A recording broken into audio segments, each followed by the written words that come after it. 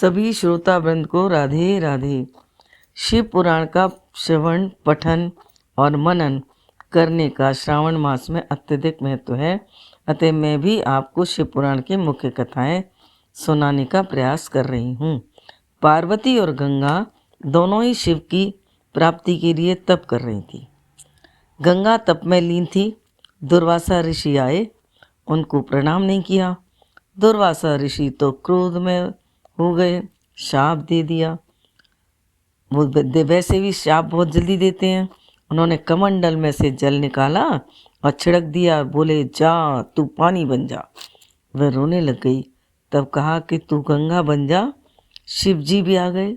शिव जी ने कहा कि पार्वती से तो मेरा जन्म जन्मांतर का नाता है, उससे विवाह हो भी गया है, लेकिन संतान होगी वह तुम्हारी होगी। एक दिन पार्वती और शिव जी पर्वत पर बैठे थे। राम चर्चा चल रही थी। पार्वती तो आनंदित थी, परंतु देवता दुखी थे। सारे देवता शिव पार्वती के पास जाकर जय जयकार करने लगे और बोले, प्रभु तारकासुर का वध आपके पुत्र द्वारा ही होगा। शिव जी बोले, ठीक है देवताओं, अब तुम प्रस्थान करो। विष्णु ने मोहिनी रूप बनाया। शिव जी मोहित हो गए। उनका वीर अंश गंगा में कबूतर ने गिराया। वह गंगा के गर्भ में चला गया। 6 में विभक्त हो गया।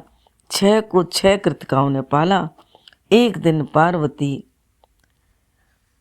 के पास नारद जी आए और बोले, पार्वती जी आप तो माता नहीं बनी, पर शिव जी पिता बन गए।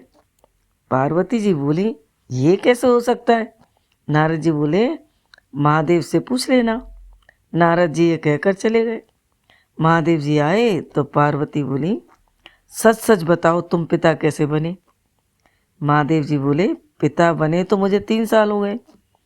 पार्वती कथा सुनकर बड़ी क्रोधित हुई और बोली, हे देवताओं, तुमने अपने स्वार्थ के लिए मुझे बांझ बनाया। मैं कहती हूँ कि तुम्हारी कोई भी देवियाँ पुत्र पैदा नहीं करेंगी। अग्निदेव, तुमने कबूतर का रूप बनाया। तुझे शाप देती हूँ कि तू अग्नि रूप में गंदे से गंदे रूप को ग्रहण करेगा। जिस घर में तू वास करेगा वहाँ उस घर में कभी आबादी नहीं होगी, तुझे कोई नहीं पालेगा। महादेव बोले, देवी तुमने बिना सोचे समझे शाप क्यों दिया? क्या तू माँ बन सकती है? ध्यान लगा। पार्वती ने ध्यान लगा कर देखा कि मैं गर्भ से बालक पैदा नहीं कर सकती।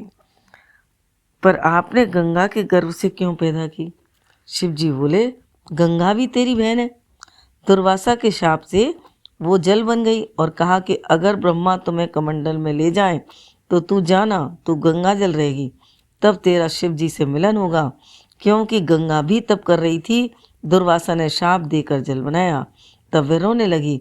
तब कहा, शिव जी तुझे अपनी जटा में रखेंगे, शिव जी का संतान तेरे गर्भ से होगी। तभी भागीरथ ने तपस्या की, गंगा को बुलाया।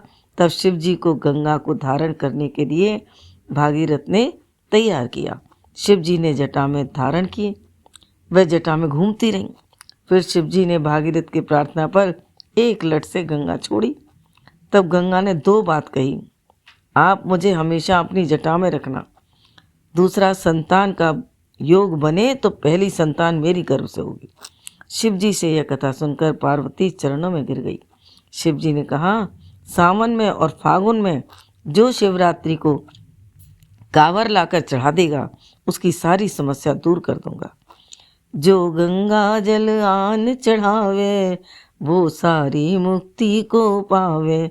तब पार्वती बोली कि मेरी इच्छा है कि गंगा के पुत्र को कैलाश पर बुला लो।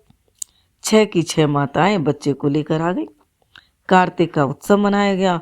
शिव जी ने पूरा कार्तिक का महीना गंगा को और कार्तिक को दिया।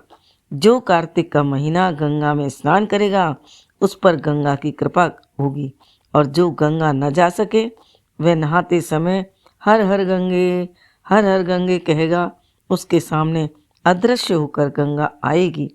बोलो गंगा मैया की जय। जो भी कार्तिक कथा को सुनता है उनके संतान अवश्य होगी। रोजाना कार्तिक में इस कथा को सुनने से मनोकामनाएं पूरी होती हैं। बोलो गंगा मैया की जय।